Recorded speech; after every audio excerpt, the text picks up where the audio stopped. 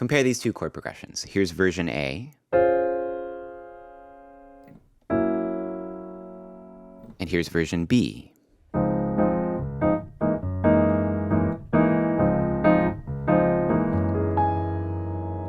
Now, those are actually the same two chords in each of those versions. But what I've done is I've changed the way that I voice the chords, and then I've added rhythm. And this is a part of a series I'm doing on how to add rhythm to piano chords. In the same way that on guitar, you can find one chord shape with your left hand and then add all sorts of different rhythm patterns with your strumming hand. We're going to go from version A to version B in 10 very simple steps. And if you like this format to learning a keys part from a chord progression, you can join my 30-day challenge, where you'll get one short video like this every day for a month to inspire your daily practice. Now, today's video is all about a bossa nova rhythm pattern.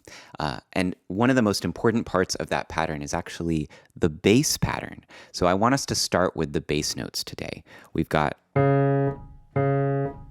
D flat and G flat. And I just want you to practice playing them with a really steady rhythm like this. Kind of in two big beats per chord. D flat, G flat, G flat. And this is a very characteristic bass part for this style of music, this bossa nova rhythm. Keep in mind that when we feel a sense of groove, especially from a bass part, it's not just about where the note starts, it's about where the note ends.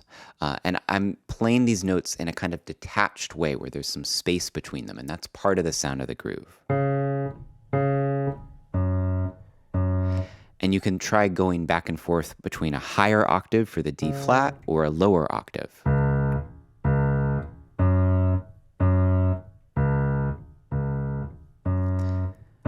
right, if that's feeling comfortable, we can play these basic chord qualities in the right hand. Our first chord is a D flat major 7. And you can find that if you know a D flat major scale, just by looking for 1, 3, 5, and 7 of the major scale. If that's a new concept to you, you're welcome to pick up my chord atlas, which is a 2-page guide to every kind of chord quality, and I'll leave a link for that. But you don't have to understand the theory to find this chord shape. It's just D flat, F, A flat, and C. And in fact, I think we often get intimidated by chords or keys that have lots of flats or sharps, but it's good to remember that this is actually not more difficult to play physically than a chord with only white keys.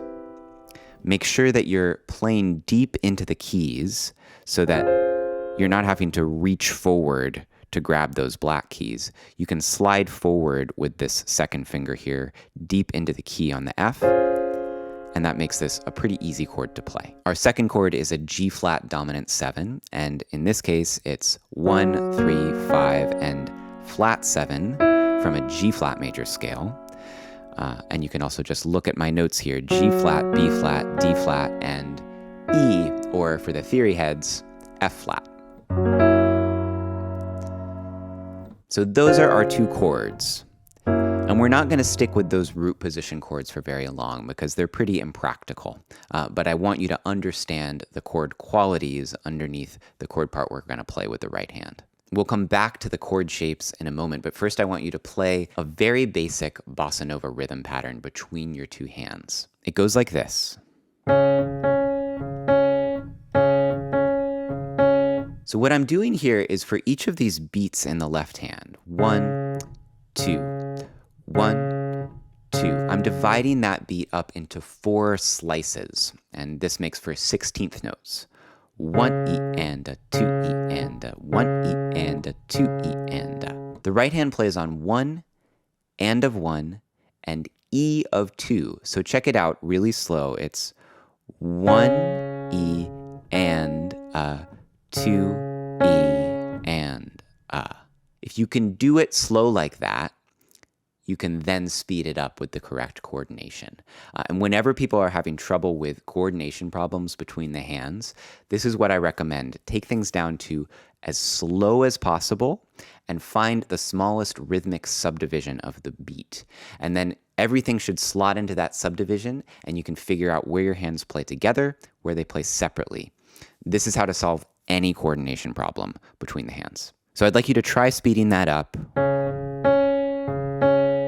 1 E and a 2 E and a 1 E and a 2 E and a. And if you can play that basic pattern between the hands, you can play bossa nova. There's lots of great recordings where that's basically all the guitar player is doing the entire time. And you can adopt that rhythmic pattern as a pianist as well. So let's try that basic pattern now with a full D flat major 7 chord in the right hand.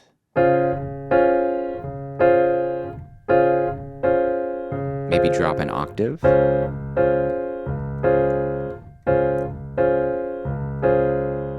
And that's starting to sound like bossa nova. You notice today I'm not using any sustain pedal. I think that this style doesn't necessarily need it, at least for this basic rhythm pattern. Now let's go to our official voicings we're going to use for these 2 chords. I'm going to use rootless voicings. What that means is that my right hand is not going to play the root of the chord. It's going to play 3, 5, 7, and 9 from the D flat major scale. This is a classic rootless voicing for jazz piano. And for the G flat dominant 7 chord, I'm going to play 7, 9, 3, and 13. And this is really nice voice leading because 2 of the notes stay in place, the A flat and the E flat. The only notes that change from chord to chord are F and C, go down to F flat and B flat. So here's the first chord. Here's the second chord. Let's add that basic rhythm pattern to these 2 chords, and we'll have a really nice bossa nova chord progression.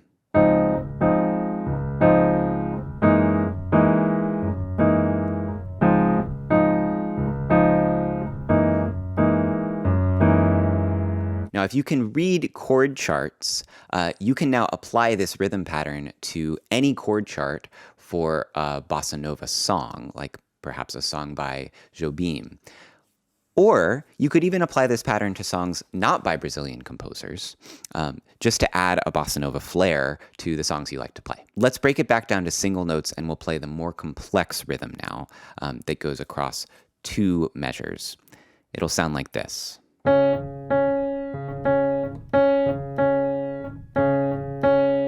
So this pattern preserves the first part from what we already learned, but then we're adding 4 more repetitions in the right hand. 2 of them will be on upbeats, and 2 of them will be on the beat, on the 8th notes. So it sounds like this.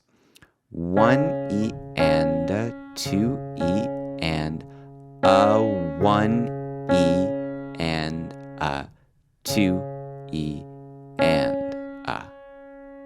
So take that as slow as you need. Spend some time, especially with that second part of the pattern that's new. And once the coordination between the hands is good,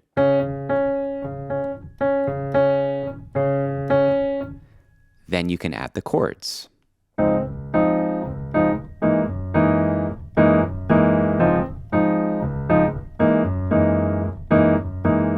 And you notice I'm anticipating the G flat chord on that last 16th note pickup of the bar. Now, to do our final little flourish here with kind of an octave punctuation at the end of the progression, we need to include the sustain pedal just to catch the end of the last chord. So it'll sound like this. Dry,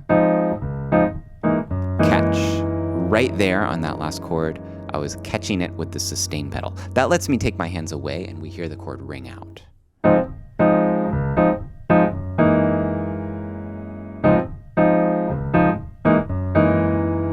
So that might be a great way to practice it, is catch it with the pedal and then take your hands away and like do a little gesture like this to show that you're free to now add whatever flourish you like. And a very simple flourish you can add, which I did at the start of the video, is this little octave punctuation. So I'm playing A flat, which since we're in the key of D flat major, this is the 5 of the key.